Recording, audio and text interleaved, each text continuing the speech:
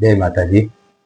2027 વિધાનસભાની ચૂંટણી અત્યારથી નક્કી છે કે સોશિયલ મીડિયા ઉપર જ લડાવવાની છે અને આમ આદમી પાર્ટી દ્વારા પૂરજોરથી અત્યારે પ્રચાર કરવામાં આવે છે અને વાયદાઓ કરવામાં આવે છે. જેમાંના એક વાયદો ઈસુદાન ગઢવીએ કર્યો, તે પણ સામાન્ય જનતાને જાણવો જોઈએ, ખેડૂતોને જાણવો જોઈએ કે તેમને શું વાયદો કર્યો છે.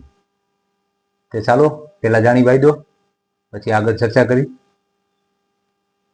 અને આજ ખેડૂતોને સર્વ જ્ઞાતિના, સર્વ ધર્મના અને સર્વ માલધારીઓ ખેડૂતોને જો ઉદ્યોગપતિ 5 વર્ષમાં ન બનાવી દે તો ઈસુદાન ગઢવી ફક્ત છે સાહેબ રાજનીતિમાં આવ્યો હોય.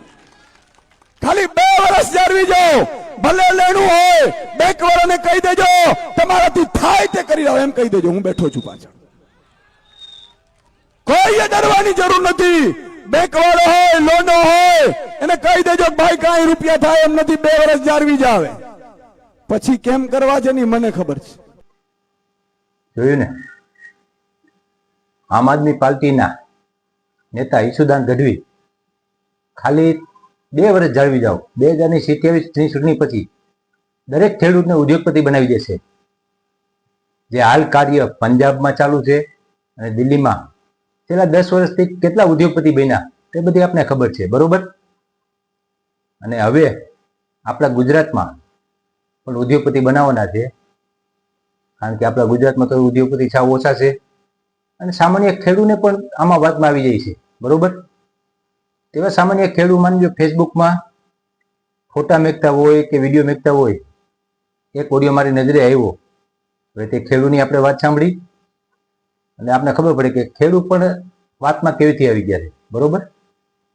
ઘઉં આજ 500 માં 600 માં વેચાય છે. ખેડૂત બધા નક્કી કરે કે ભાઈ ઘઉં 1200 નીચે દેવાની. આ કોઈ હગાવાલાને જોતા ને તો મણ મફત દઈ દેવાના, લેવા આવે ને 10 મણ ઘઉં 1200 લેખે દેવાના ને 2 મણ એને મફત દઈ દેવાના, પણ ભાવ નહીં બગાડવાનો. અને ઘઉં વસ્તુ એવી છે કે પીડા રેતી બીજે વરે ખાવા થાય, એ કે બગડી ન જાય. એટલે વાત એ છે કે ઓછી મહેનતે ડબલ ઉત્પાદન કઈ રીતે આવે, મેઇન પ્રશ્નો આપણો એ છે. હવે ડબલ ભાવે વેચો, તમે 500 મણ ઘઉં પકાવ્યા, 250 મણ વેચાય ને તો પૈસા તો 500 મણના થઈ ગયા, અને 250 મણ તમારી પાસે ઘઉં જમારી બીજે વર્ષે તમને લાભ કરવાના. એટલે હવે વાત એ છે કે ખેડૂત બધા એક થાવ, યાર્ડમાં ઘઉં વેચવા નહીં, ઘર બેઠા ઘઉં વેચવાના, 500 રૂપિયામાં નહીં વેચવાના, 1200 આવે તો ઘર બેઠા વેચવાના, ને ભલે કોઠી પડી રહે અને હડી જાય ને પાછા ખેતરમાં જ નાખી દીજો, પાછો કાર્બન અને ખાતર થઈ જાય. એટલે વાત એ છે કે ઓછી મહેનતે ડબલ આવક. અને બીજે વર્ષે તમે ઘઉં ન હોય ને બધા એડા વાવી દો તો એડાની જરૂર તો છે જ, કારણ કે ઓઇલના ભાવ હજી 100 રૂપિયા 100 રૂપિયાથી માંડીને 250 રૂપિયાનું લીટર છે.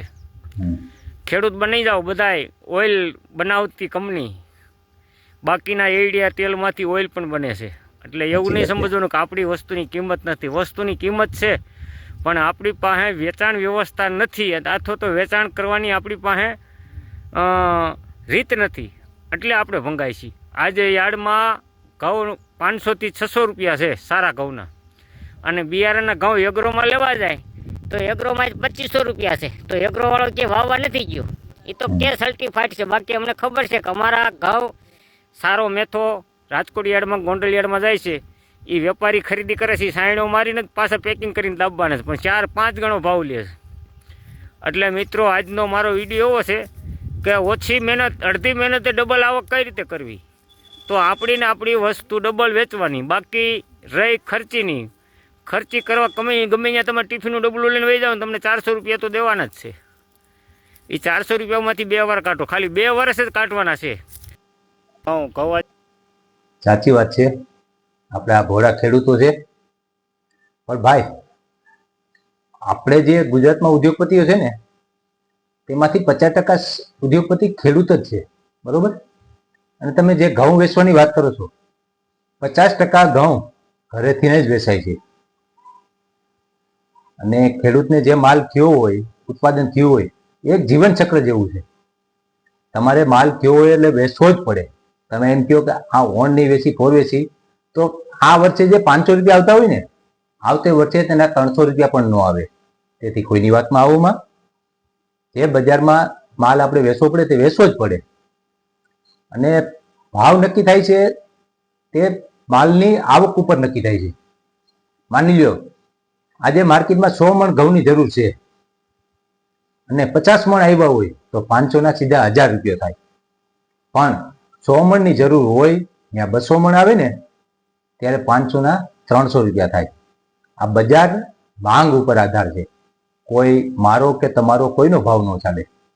અને તમે બીજું કહો છો કે 400 રૂપિયામાં આપણે ગમે ત્યાં કારખાને જઈ આવશું અને 2% થઈ જશે. પણ તમે જેવીથી કહો છો કે આપણે માલ નથી વેચવો તેવીથી કારખાનાવાળા પણ કરીને બેસે કે આપણે કોઈને મજૂરી નથી રાખવા, તો તમે 400 રૂપિયા ક્યાં કામમાં જવાના છો? અને રહી વાત આત્મનિર્ભરની, તમે કહો છો કે બીજે વર્ષે એરંડા વાવી દેવાના ને તેમાંથી એરંડિયું તેલ કાઢીને ઓઇલ બનાવવાનું. તો ભાઈ 50% ખેડૂત અત્યારે ઉદ્યોગપતિ જ છે અને બનાવે પણ છે. કેટલાય ખાવાનું તેલ કાઢે છે અને કેટલાય મિની કારખાના પણ છે. તે બધા ખેડૂના જ છે. કોઈ ગુજરાત બહારનું નથી, આપણા ખેડૂના જ કારખાના છે.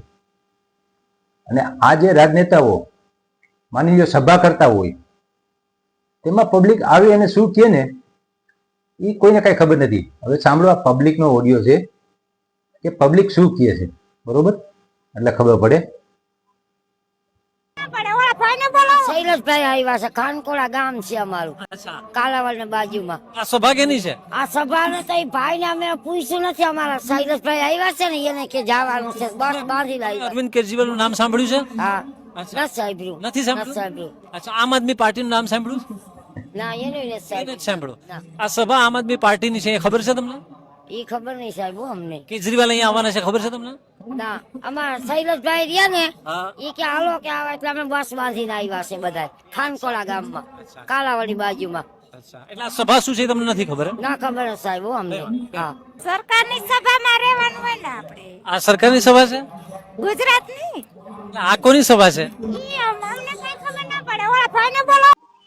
જોયું ને, આ મોટા મોટા રાજનેતાઓ પછી ગમે તે પાર્ટી હોય, ભાજપ હોય, કોંગ્રેસ હોય કે આમ આદમી પાર્ટી હોય, તેમાં સભામાં આવા લોકોની સંખ્યા વધારે હોય છે.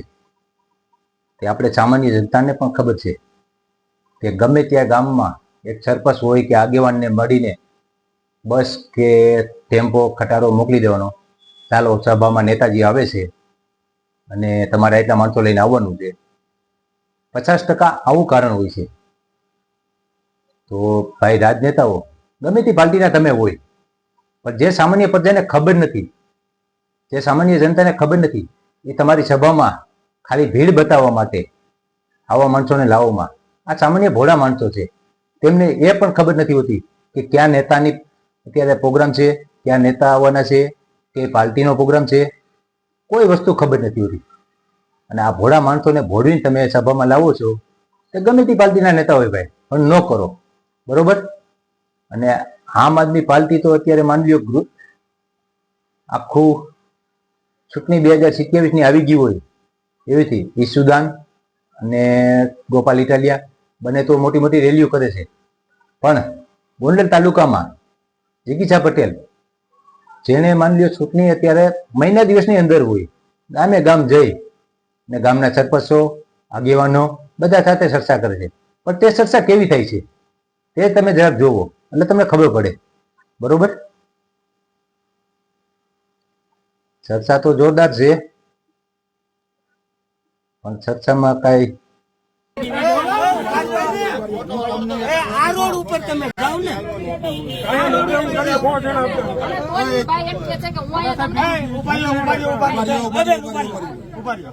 આ રોડ ઉપર તમે કેટલી વાર હાલો? 25 વખત. કેટલા ખાડા જોયા? બધાને આખું ગુજરાતમાં કાઢાય. આપણે આપણા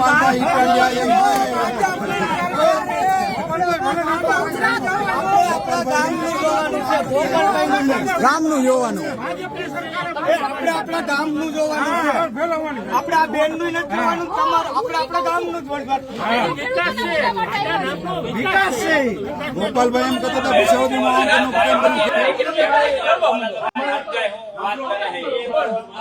હું ક્યાં સમાચાર તમારા ઘરવાળી તમારી પત્ની સરપંચ છે. મેં તમને આવતો ને તું મારા પંદી સરપંચ છે મેં ક્યાં કીધું ભાઈ મેં ક્યાં રોટલો કરી ધરા ખવાય ઈ ધરા હોય કે મારી ભેગી રાખલાવી મારી વાઈફ ને તારા હું સરપંચ તું કામ છે કે ને પણ સરપંચ તું કામ છે પણ હવે આની છોટી હું ગઈ છો કોણ સરપંચ કોણ છે આ બોલ બોલ દે કે એવો વિવાદ જોવા કરો તમે અરે પણ હું તારા પર ઈ કે હું છે તારા કોણ સરપંચ ને હું છે આ તો કરતા મારો વિરુદ્ધ જાય હાલ કરતા મારા વિરુદ્ધ અરજી કે તમારા ઘરમાં વિરુદ્ધ થાય સાંભળ્યું ને મિત્રો, ગોંડલમાં જાણે 2027 ની ચૂંટણી હમણાં મહિના 15 દીમાં જ કેમ હોય એવી રીતે જિગીશા પટેલ અત્યારે ગોંડલના સામાન્ય મુદ્દા કે મેઇન મુદ્દા લઈને અત્યારે ગામડે ગામડે બધે જઈને સભાઓ કરે છે, ગ્રામ લોકોને મળે છે, બરોબર છે, પણ ગામ લોકો સાથે બાજીને શું થવાનું છે? આ ગામ લોકો માની લો સરપંચ હોય કે ગામ સામાન્ય હોય, તમે તેમની વાત તમે કહો છો, તમારી વાત કહેવાની રીત બરોબર છે, પણ તેમની સાથે બાંધીને કાંઈ નથી થવાનું. મુદ્દા છે, મુદ્દા રજૂ કરો. એક ગામમાં તમે 2 જણાને વિવાદ કરી દો, એક કહે કે ખાડા છે અને બીજો કે ખાડા નથી, ત્રીજો આવીને એમ કહે કે અમારી બજારમાં ખાડા નથી, તમારી બજારમાં છે, બરોબર? આ રાજનીતિ ક્યાંની કહેવાય? તમારે જો ખાલી માની લો તે ગામમાં ચૂંટણી લડવી તો તે યોગ્ય છે, પણ તમે ગોંડલ લેવલે, ગોંડલ તાલુકા લેવલે જો ચૂંટણી લડવા માંગતા હોય અને આવીથી ગામે ગામે જઈને તમે બાંધો, તેનો કોઈ મતલબ નથી. તમારે તો માની લો મોટી સભા કરવી જોઈએ અને ગામે ગામના મુદ્દા તમે સર્વે કરીને આવો, અન્ય સભામાં બતાવો કે આ ગામમાં આ મુદ્દો છે, પણ તમે ગામ લોકો હારે જ ઝઘડો તમારો થઈ પડે. આ ચૂંટણી પ્રચાર કેટલો યોગ્ય છે એ સામાન્ય જનતા જાણે છે કે આ કેવીથી છે. બાકી આગળ તો જનતા જાણે જ છે કે શું કરવું છે, બરોબર? બસ આજ માટે એટલું. જય માતાજી.